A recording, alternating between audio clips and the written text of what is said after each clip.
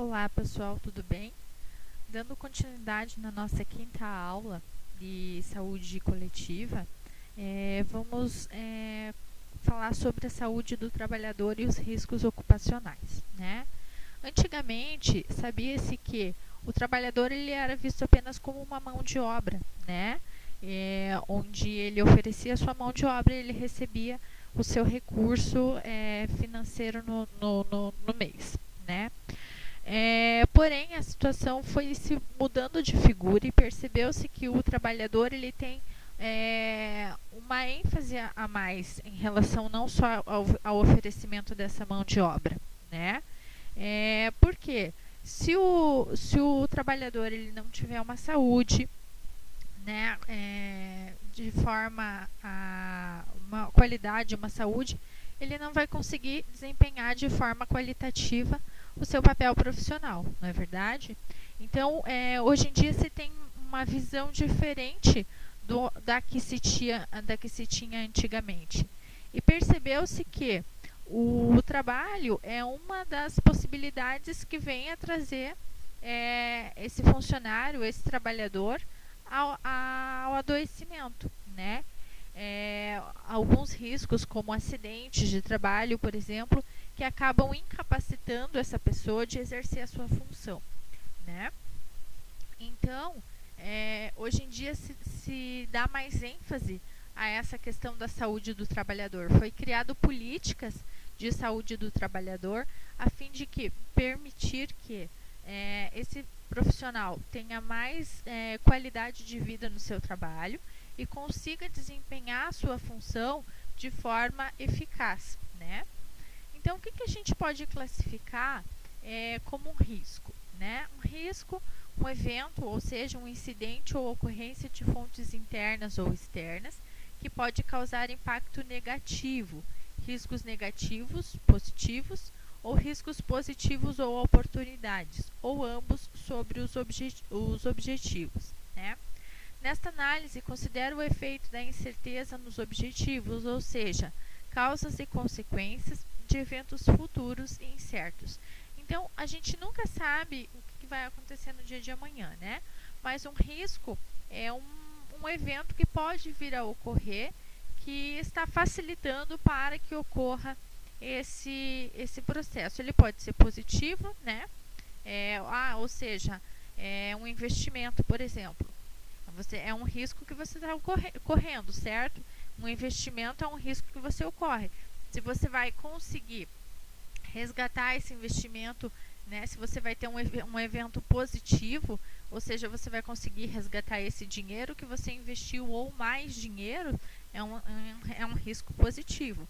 Porém, existe um risco negativo, né?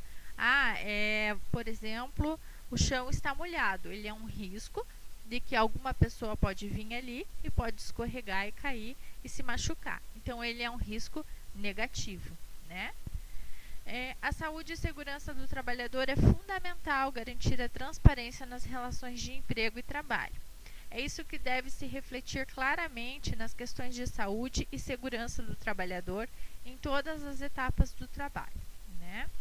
A CIPA ela é uma comissão interna de prevenção de acidentes. Tem em vista a prevenção de acidentes e doenças relacionadas ao trabalho, busca harmonizar o trabalho e a prevenção da vida e saúde dos trabalhadores.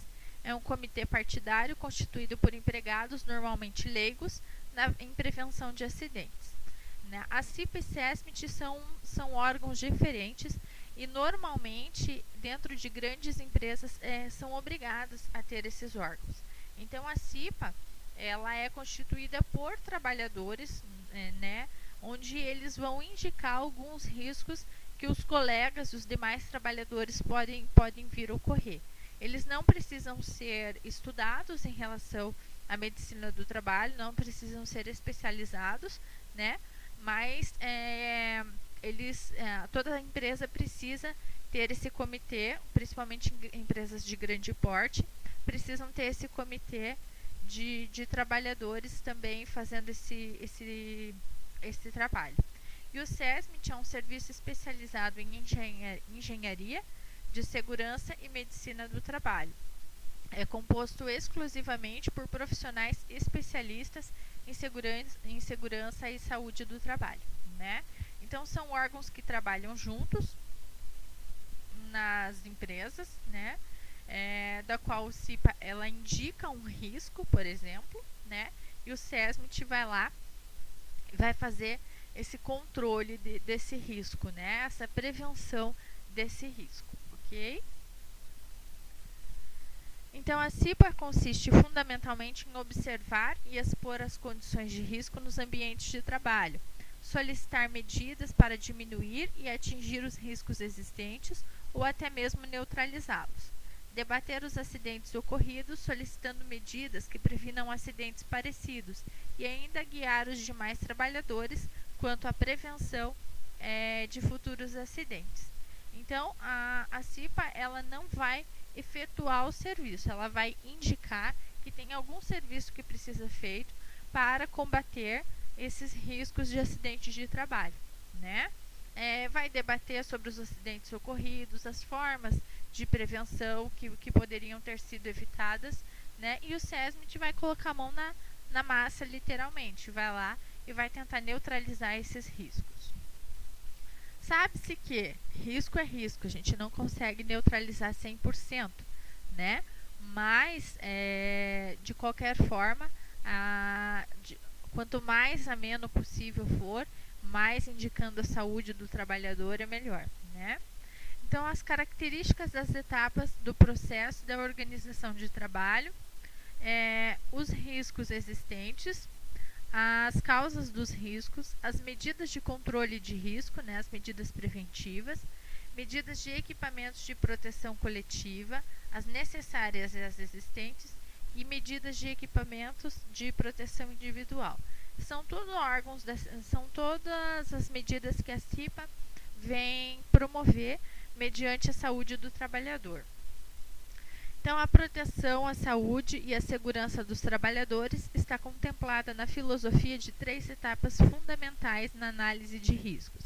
Primeiro, o reconhecimento dos riscos existentes no processo do trabalho, o estudo e a análise conjuntiva existente, inclusive definindo os pontos críticos de controle, e o controle dos riscos existentes.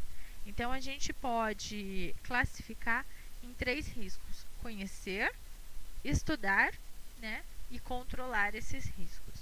A enfermagem em si, ela também acaba tendo muitos riscos, né, mediante a assistência que a gente vai ter com o paciente. Então, os riscos ocupacionais em que estão expostos os trabalhadores de enfermagem relaciona-se diretamente ao cuidado direto com os pacientes, em especial em possível contato com o sangue, fluidos corpóreos, sondas, catéteres, elevação do número de procedimentos e intervenções terapêuticas que necessitam utilizar materiais perfurocortantes. Se a gente for classificar esses riscos mais relacionados à assistência do paciente, ele relaciona-se à enfermagem mais com alguns riscos físicos, né, que comprometem a saúde física. Mas e a saúde emocional e mental do trabalhador, né? Será que a enfermagem tem algum papel da qual possa vir a ter problemas nessa questão da saúde mental do trabalhador, né, da enfermagem? Então, a dependência dos pacientes que exigem esforço físico dos trabalhadores, investigação diagnóstica invasiva, expondo os trabalhadores a infecções e a doenças desconhecidas. Nós, como linha de frente, né, hoje em dia se fala muito sobre a linha de frente que os trabalhadores de enfermagem estão expostos durante a pandemia. E realmente, né, se não for esses trabalhadores, né, esse cuidado desses profissionais de saúde, quem vai se submeter, não é verdade? A gente tem o estudo técnico, científico para o tratamento disso, mas não inibe a possibilidade de nós nos contaminarmos, né? O Covid-19 aí é um bom exemplo para a gente perceber como as pessoas estão se contaminando com essa doença, né? Extremamente agressiva, por sinal, que está acometendo não só as pessoas a serem cuidadas, mas também os cuidadores. Então, em unidades de emergência hospitalar, há exigências específicas dos profissionais da equipe de enfermagem com competências como pensar rápido, ter agilidade, capacidade de resolver os problemas emergentes, né? Trata-se de um ambiente de trabalho no qual o tempo é limitado.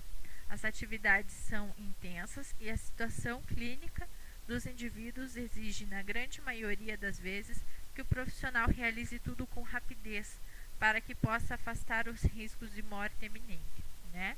Então, quem trabalha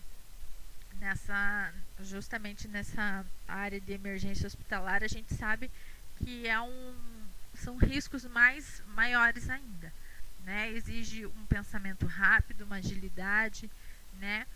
Do qual, se a gente não tiver, pode acometer a saúde do nosso paciente, né? Mas nós, né? Mediante muitas vezes ter que ter essa agilidade, esse pensamento rápido, né? Será que não aumenta os riscos do qual nós estamos expostos? A enfermagem ela tem um nível de exposição muito abrangente, né? Nós estamos expostos a muitos tipos de risco. Então, os principais, né, os quadros de risco que nós estamos expostos são riscos físicos, químicos, biológicos, ergonômicos e os de acidentes, né? Queríamos nós que fosse somente os de acidentes, mas não, nós estamos expostos a todos os tipos de riscos que se possa ter contato. Então, os riscos físicos incluem ruídos, vibrações, calor, umidade, frio, né, radiações, principalmente nós da enfermagem, que vamos ter que levar, por exemplo, o paciente para fazer exames de diagnóstico mais complexos, né, um exame de tomografia, um exame de raio-x. Então, também nós estamos expostos a esses riscos das radiações ionizantes, né? Os riscos químicos, poeira, gases, vapores, fumos, névoas, neblinas, produtos químicos, né? Principalmente as medicações que nós vamos lá, né? Muitas vezes são medicações fortes que nós manuseamos essas medicações e temos que fazer a administração. Se for um manuseio incorreto, sem o equipamento de proteção, nós podemos nos contaminar também, né? Estamos expostos aos riscos biológicos, vírus, bactérias, fungos, protozoários, bacilos, parasitas. O hospital, né, é a região onde mais aparece essa diversidade de riscos, não é verdade? Nós estamos expostos a trabalhar com vários tipos de pacientes, que tem desde de uma forma mais simples de biológicos até os mais complexos, né? Hoje em dia, o maior exemplo que estamos aí vivenciando, o Covid-19, né? Então, tratamos de diversos tipos de paciente com diversos tipos de micro-organismos possíveis. Os riscos ergonômicos, né? Posturas inadequadas, esforço físico intenso, levantamento de peso, monotonia e repetitividade, trabalho noturno, controle rígido de produtividade, imposição de ritmos excessivos, jornadas de trabalho prolongada, estresse físico ou psíquico, né? São todos esses riscos que nós também estamos propensos a correr, né? Principalmente em relação às posturas inadequadas, levantamento físico intenso, né? Levantamento de peso, ou seja, aquele paciente que a gente vai fazer uma mudança de decúbito, né? Que a gente vai auxiliar no banho e que precisa muitas vezes de um apoio. Se nós estivermos sozinhos, muitas vezes a gente não dá conta ou acaba se sobrecarregando, né? Então, muitas vezes a gente tem que acabar precisando da ajuda de um colega. Porém, a gente sabe que muitas vezes o quadro de funcionário é escasso, né, e a gente tem que dar conta sozinho. Então, esse controle rígido, né, da produtividade também acaba nos afetando bastante. E em questão aos acidentes, né, não só também no ambiente de trabalho, mas em casa também a gente é possível sofrer acidentes, né? Então, por muitas vezes iluminação inadequada, né, a máquina e equipamentos sem proteção, perigo de incêndio, explosões, eletricidade, arranjo físico inadequado, ferramentas inadequadas, armazenamento inadequado, situações que poderão contribuir para os acidentes. São várias as situações de acidentes que a gente é passível de correr, mas nós da enfermagem também manuseamos máquinas e equipamentos, né? E principalmente se a gente não souber fazer esse manuseio adequado e não tiver os equipamentos de proteção necessários, os riscos se tornam maiores ainda, né? E os demais riscos, né? Será que estamos propensos só a esses riscos? Não, a enfermagem tem mais riscos, né? A enfermagem ainda podemos destacar os riscos fisiológicos, né? Longos períodos de pé, muitas horas trabalhadas, pouco descanso, né? Os riscos psicológicos, trabalhar com óbito, né? Aquela pressão psicológica no ambiente de trabalho, aquele momento de emergência que a gente precisa tratar aquele paciente. Essa pressão faz nós também virmos a adoecer, né? E o trabalho com acompanhantes dos pacientes, colegas de equipe. A gente sabe que relações interpessoais às vezes são muito difíceis, né? E a gente precisa trabalhar com esse diversificado, essa equipe multiprofissional, né? Muitas vezes quando a gente não consegue entrar num consenso, acaba gerando situações de estresse, né? Então, às vezes a gente tem que ter aquele equilíbrio psicológico para dar conta também dessa questão, né? E os riscos mecânicos, as lesões provocadas pelo manuseio de máquinas e equipamentos sem proteção adequada, ferramentas, incêndio, explosão, risco de queda. Enfim, vários são os riscos. A gente às vezes não dá conta, né, que estamos propensos a tantos riscos assim, não é verdade? Às vezes a gente imagina, o risco que a gente tem é só no decorrer do percurso até o trabalho, né, ida e volta. Mas não é a nossa realidade, né? Nós somos sujeitos a diversos riscos, não só no ambiente de trabalho, mas no ambiente doméstico também, até no ambiente do percurso. Então, com o conhecimento desses fatores de risco e a identificação da população exposta, os próprios profissionais de enfermagem, seus colegas de trabalho e os clientes, cabe aos gerentes a uma luta para orientar o trabalhador sobre tais riscos ocupacionais e as medidas necessárias para seu controle. Um programa de educação continuada com treinamento específico para profissionais de saúde pode favorecer o entendimento desses problemas e de sua gravidade para combatê-los. Ninguém quer sofrer um acidente, né?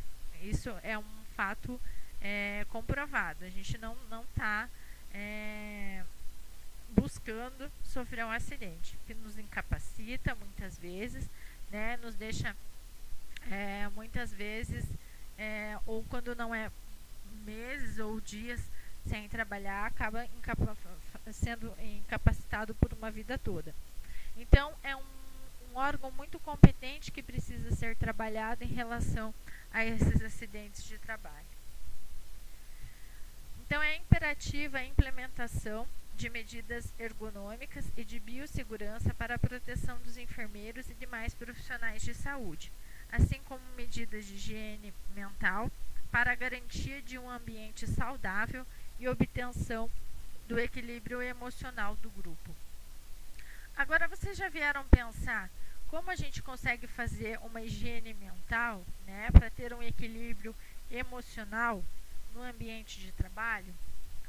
Será que é possível, né, ter um equilíbrio emocional? Como que a gente vai em busca desse equilíbrio emocional mediante a tantos fatores estressantes que nós passamos? Não é verdade?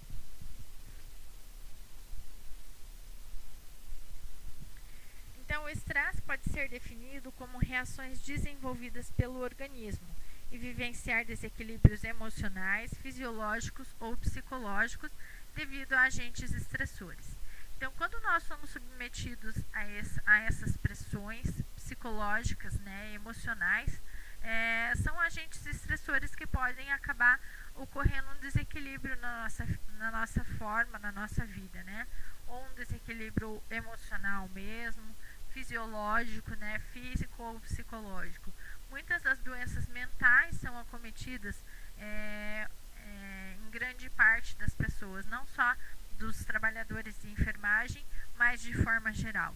Hoje em dia a gente consegue observar que a ansiedade, né, a depressão são doenças emocionais que estão cada vez mais em alta.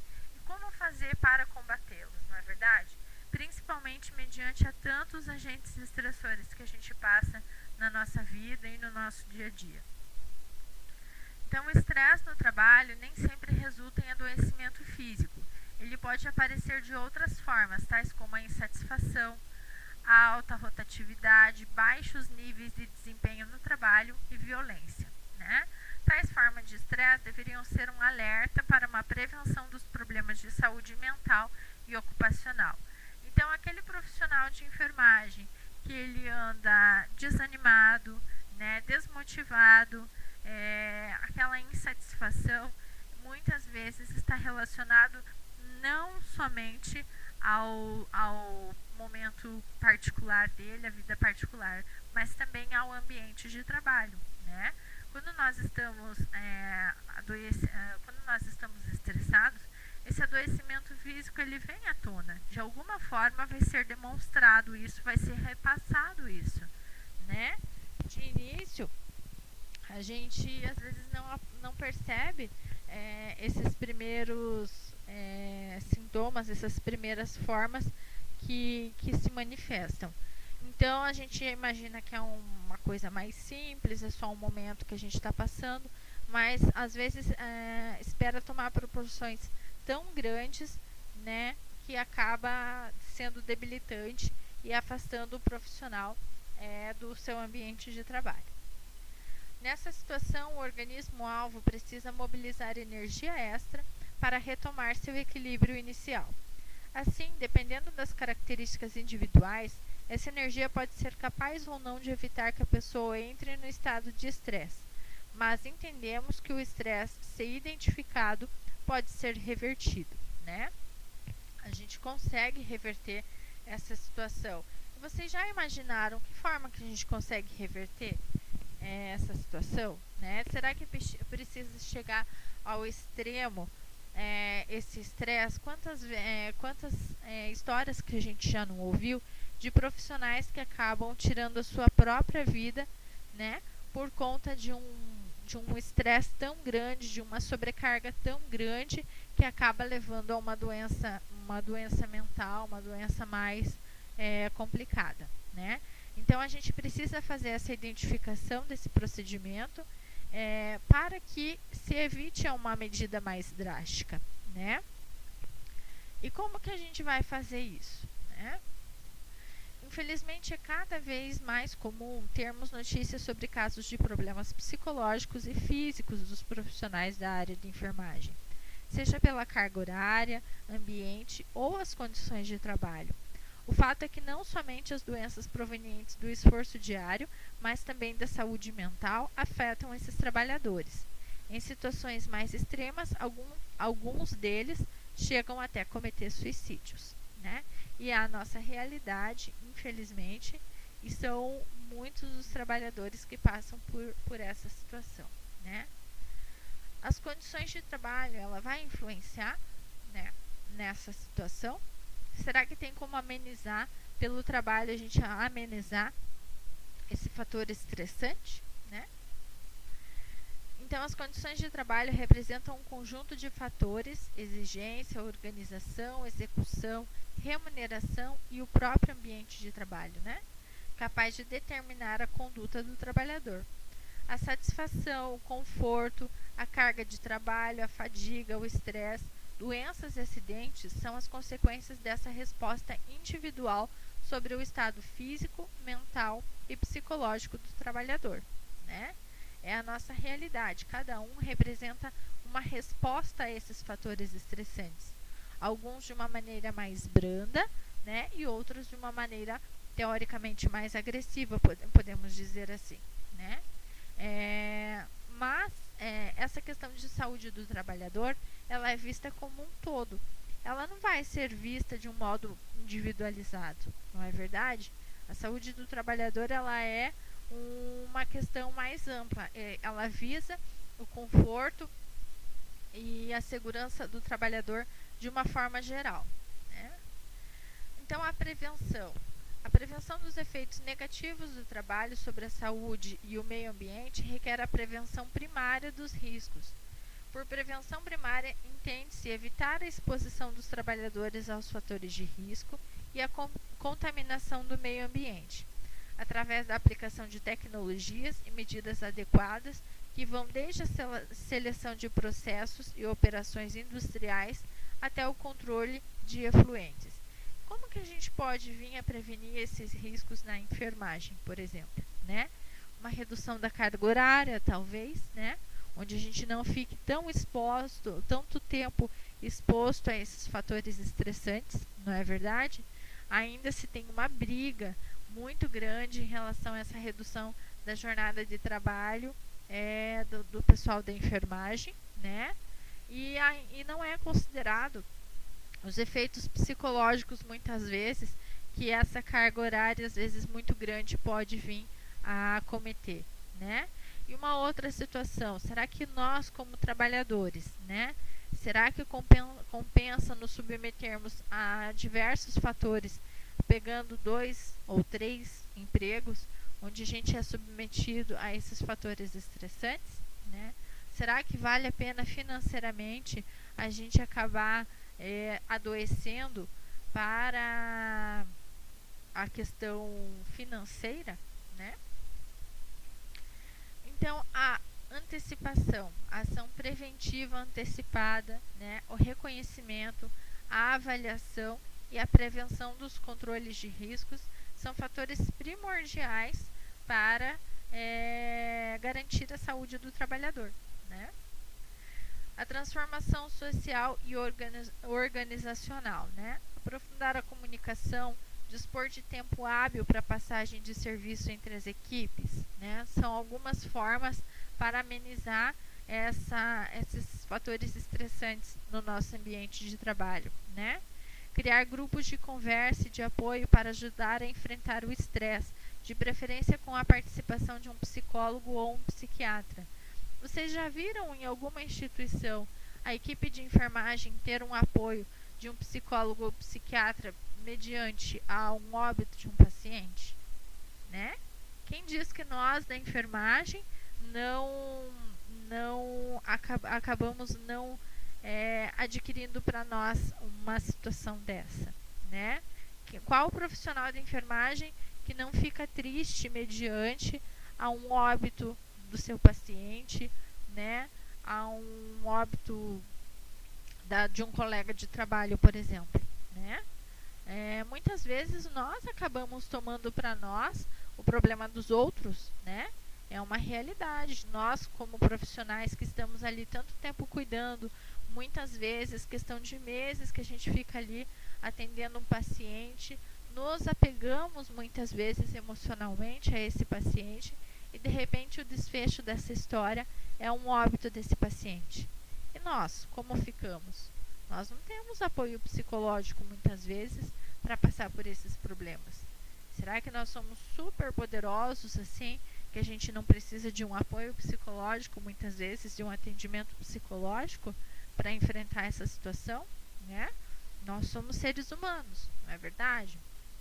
Trazemos, querendo ou não, infelizmente, nós acabamos trazendo os nossos problemas pessoais para o ambiente de trabalho e levamos também os nossos problemas do ambiente de trabalho para a nossa casa. É ou não é verdade? Porque a gente é uma pessoa só.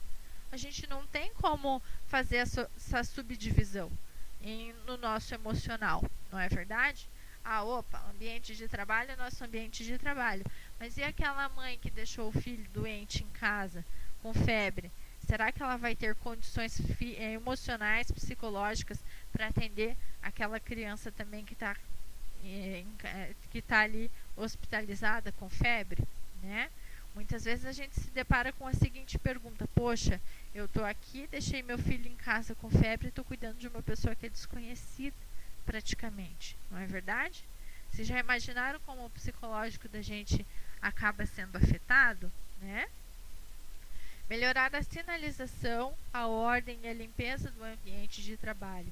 Sujeira e desordem, a gente sabe que são fatores que acabam além de um estresse, porque você vê aquela bagunça, né, gera um estresse visual, digamos assim, né, que muitas vezes a gente não consegue dar conta, né, do nosso trabalho e acaba não conseguindo fazer uma organização. Então, só essa questão dessa desordem, dessa sujeira visual, já acaba nos afetando, né? Quem não gosta de um ambiente limpo, de um ambiente organizado, né? De viver em condições adequadas, não só em casa, mas no ambiente de trabalho, né? Assim como no ambiente, assim como em casa, né, que a gente gosta de ver tudo limpinho, organizado, nós precisamos disso no nosso ambiente de trabalho também. Porque fica mais fácil o manuseio desses equipamentos, não é verdade? A gente sabe, se tiver organizado, a gente sabe onde está, a gente tem fácil acesso àquele equipamento, né? Não precisa gerar uma discussão ou perder tempo à procura de um determinado equipamento, por exemplo, onde a gente perde horas procurando um equipamento que a gente precisa, né? Se está ali, está organizado, a gente não perde o tempo e é mais fácil da gente organizar a nossa rotina de trabalho, né? Então, as ações sobre o trabalhador que a gente pode classificar e melhorar essa situação da saúde também, né? Melhorar a seleção, nem sempre o exame de saúde pré-admissional leva em conta as cargas mental e psíquica às quais o trabalhador será exposto, né? Aquele exame pré-admissional, ninguém vai perguntar para você se você está em condições psicológicas para trabalhar naquele momento, né? Uma pessoa que acabou, por exemplo, de perder um parente próximo, né? E está entrando no trabalho, alguém vai chegar e vai perguntar para você: como que está seu emocional? Você está em condições de trabalhar, né? Por exemplo, o profissional acabou de perder alguém da família e ele vai lá e vai fazer um atendimento numa UTI, onde os riscos, né, de um paciente são graves, né? Ninguém vai perguntar isso.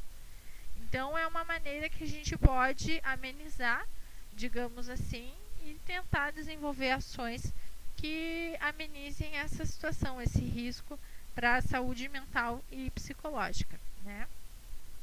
Desenvolver ações de saúde ocupacional voltadas para a prevenção e o controle de problemas mentais e emocionais. Promover o estilo saudável de vida, né? Formar, capacitar, iniciar e dar a continuidade dessa capacitação de modo a permitir o crescimento e competências do pessoal. Então, são ações que a gente consegue sim prevenir e melhorar a qualidade de vida dos nossos trabalhadores, né? Ou de nós mesmos, nós como trabalhadores, não é? Esses momentos onde a gente consegue se distrair um pouquinho, ouvir uma musiquinha, né? Por que no ambiente de trabalho a gente não pode ouvir uma música? Estamos direcionados a ficar naquele silêncio, naquela pressão, naquela sobrecarga, não é? E às vezes a música nos relaxa, né? Faz a gente refletir sobre a vida muitas vezes, não é verdade? Ou então sair uns 5 minutinhos, respirar um ar puro, ver outros ambientes, né? Isso são medidas que promovem um estilo de vida mais saudável, não é verdade? E essa questão, né, de capacitar, formar e capacitar é extremamente importante, porque o profissional, quando ele se sente sobrecarregado, muitas vezes, é porque ele é obrigado a desempenhar uma função do qual ele não sabe, que ele não foi capacitado para desempenhar, né? Então, embora o reconhecimento e a avaliação dos riscos sejam de fundamental importância, não são suficientes para assegurar um ambiente de trabalho seguro e salubre. Fatores de riscos e condições prejudiciais para a saúde só podem ser evitados ou corrigidos pela implementação de medidas preventivas adequadas, integradas em programas de prevenção e controle de riscos, bem planejados, com boa gestão, multidisciplinares e sustentáveis. O serviço no qual você trabalha vale desses recursos? Vamos refletir? As condições de conforto por ocasião das refeições. Você tem um momento em que você senta, respira e pode se alimentar tranquilo, sem ter alguém no seu ouvido lá, vamos, tá na hora, né? Os níveis de ruído são controlados, né? Porque o barulho muitas vezes leva a essa situação de estresse, né? Quando a gente está num ambiente em que a gente precisa muitas vezes pensar, raciocinar para tomar alguma decisão, quando você tem um ruído muito extenso de uma obra ali do lado, por exemplo, é difícil você conseguir se conectar com o seu interior para tomar essa decisão, né?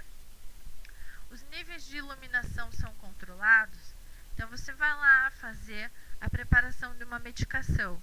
Quando você está num ambiente escuro, você consegue enxergar o quanto de medicação você está ali preparando, né? Ou você tem que ficar assim, né? Com a seringa aqui perto, grudada no seu olho, para você ter esse controle de quanto a medicação que você está ali fazendo a mistura, né? E o conforto térmico? É um ambiente de qualidade, né? Você passa muito frio, muito calor ali, né?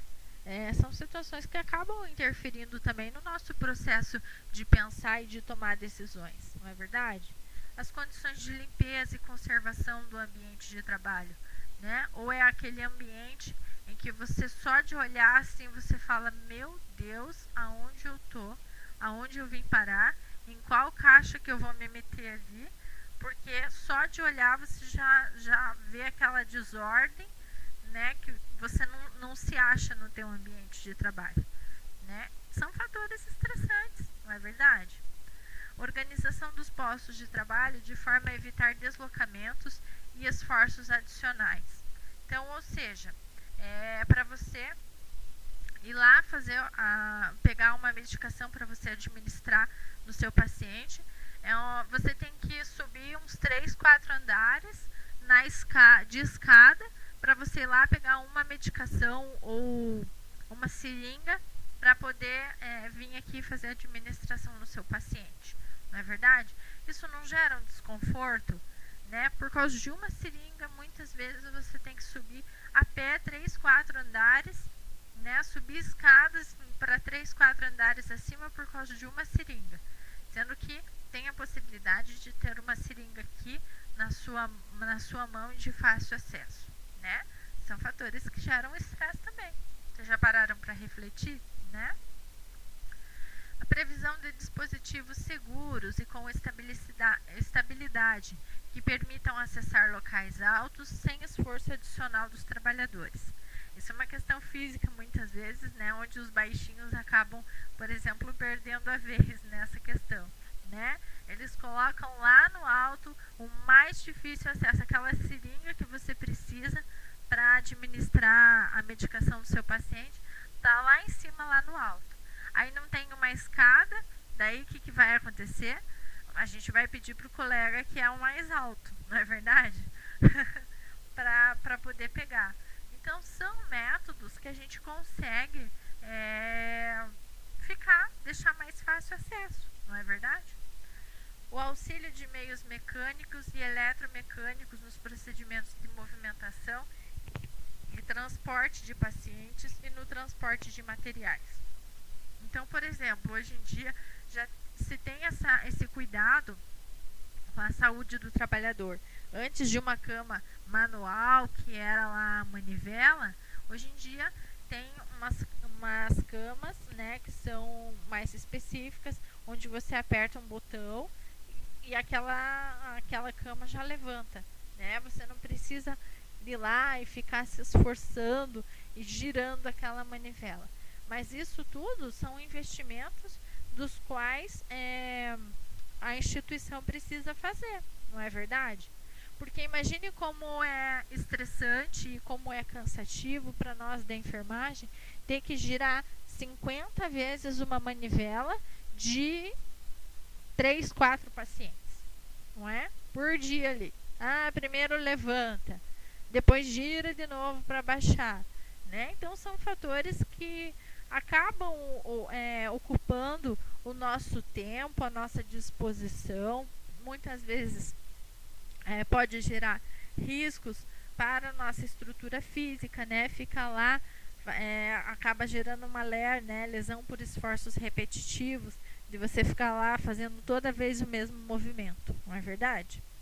Então, a capacitação dos trabalhadores para adotar a mecânica corporal correta, a movimentação de pacientes ou de materiais, né? São fontes que a gente consegue amenizar o problema da situação, né? Ajudar na questão de, por exemplo, você vai precisar levantar um paciente, ter uma postura correta para que você não se machuque também, né?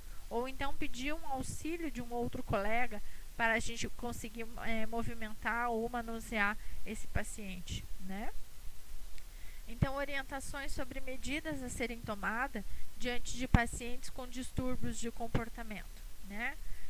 Aqueles pacientes que acabam já tendo problemas muito dificuldades, pacientes mais agressivos, pacientes que não querem aceitar o tratamento, né? Como que a gente vai fazer para ajudar ele de certa forma, né? E nos ajudar, né?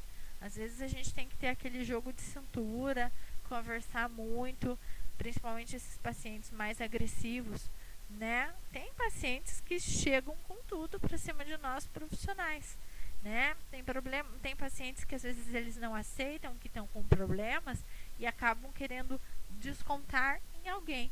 E quem que está ali na linha de frente dando a cara a tapa? A enfermagem, né? Aí a enfermagem tem que ir lá e tem que ter aquele jogo de cintura para aguentar esses pacientes, muitas vezes, né? Ou outras situações, né?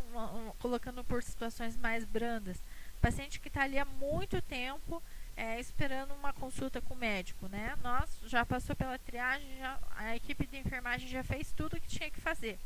De repente o médico não chega, eles acabam ficando irritados com o pessoal da enfermagem, descontando o pessoal da enfermagem essa frustração da espera pelo médico, né? A gente entende a questão deles, com certeza, né? Não é nada agradável a gente passar horas e horas, muitas vezes, esperando um atendimento, principalmente quando a gente está com dor, não é verdade? Mas e aí, como que a gente vai se adequar a essa situação, né? Então, 5 princípios essenciais para uma boa qualidade de vida, né? Para a gente tentar manter de uma forma mais harmoniosa possível e minimizar esses riscos em relação à nossa saúde, né? Seguimos os nossos procedimentos, as nossas regras, né? Então, nós precisamos seguir regras, precisamos seguir alguns procedimentos, não é verdade? Toda instituição tem uma regra a ser seguida, né? Precisa se estabelecer lá uma quantidade X de profissionais para que não sejam sobrecarregados os profissionais que estão lá trabalhando, né? Aumentar a quantidade de profissionais admitidos, né? fomentamos a saúde, o bem-estar dentro e fora do trabalho. É essencial uma qualidade de vida, né? Momentos de descontração, não é verdade? Uma alimentação adequada, né? Parar no momento do trabalho para ter o nosso momento de uma refeição saudável, né? São fatores essenciais para a nossa qualidade de vida, né? Vou falar para vocês, não, vamos deixar o paciente ali, simplesmente tirar nossos 15 minutinhos de lanche. Não, não é bem assim, né? Aí que tá os padrões da regra da instituição também, não é verdade? A gente precisa ter a consciência de que se colocar, são algumas situações a gente pode dar uma contornada, não é verdade? Mas, peraí, deu o meu horário, eu vou lá fazer a minha alimentação. O paciente está ali totalmente despido, na hora do banho, não tem problema, a questão é a minha saúde. Não é assim, né? A gente precisa contornar a situação de forma também a não deixar o paciente na mão, não é verdade? Só assumimos o trabalho para o qual somos competentes. Isso é primordial, é essencial. E uma outra questão também que corre-se o risco de judicial da gente acabar fazendo uma coisa que nós não somos capacitados, não é verdade? Então, o ideal é que a gente faça somente o trabalho que nós somos competentes, que nós estudamos para fazer, né? Cuidamos dos outros e trabalhamos em equipe. Nós, como profissionais de enfermagem, é essencial esse trabalho em equipe, né? A gente não dá conta do nosso trabalho sozinho muitas vezes, né? A gente vai fazer o trabalho do médico, do nutricionista ou do fisioterapeuta, não dá. Cada um no seu quadrado, não é verdade? Então, a gente tem que ter essa consciência de que nós precisamos dos colegas de trabalho também, né? Então, pensarmos antes de agir, né? Avaliarmos e controlarmos os riscos.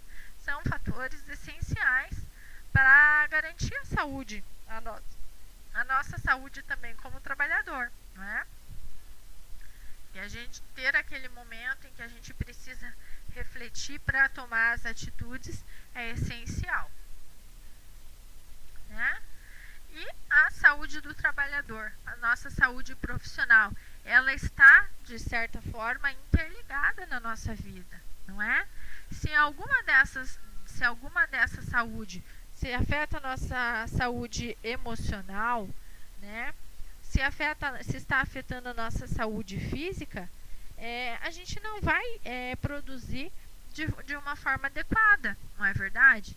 Então, para a gente ter uma assistência adequada, uma saúde adequada no nosso âmbito profissional, a gente precisa ter uma saúde física adequada, uma saúde social, né? A gente precisa sair, interagir muitas vezes, conversar, né? Pode ser uma conversa no ambiente de trabalho, muitas vezes, que nos acalma e nos faz refletir melhor sobre as nossas atitudes, não é verdade?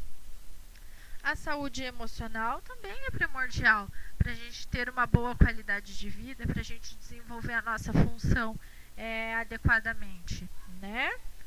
Quando está tudo bem no nosso emocional, né, a gente também relaciona-se aos outros estados de saúde, né? A nossa saúde mental também é primordial e a saúde espiritual, quem acredita, né, não desmerecendo quem não acredita, mas cada um tem a sua forma de viver, né? Então, todos esses fatores estão interligados na nossa produção, né? Nós precisamos estar bem em todas as formas para que a nossa produção seja uma produção adequada, seja uma produção de qualidade. E isso não só independente no ambiente de trabalho, mas nós precisamos também produzir, por exemplo, na nossa casa, não é verdade? Às vezes a gente tem a nossa casa para arrumar, a gente tem o nosso, abre aspas, o nosso guarda-roupa para arrumar, né? O nosso guarda-roupa interno aqui e o nosso guarda-roupa externo lá no nosso quarto, por exemplo, né? Então, são situações que para a gente conseguir produzir de uma forma adequada, é um todo. A gente precisa estar bem de uma forma geral, tá bom? Então, pessoal, eu espero que a nossa aula tenha sido produtiva, que tenha agregado em alguma coisa esse conhecimento de hoje. Agradeço muito, espero vocês para a próxima aula. Um grande abraço.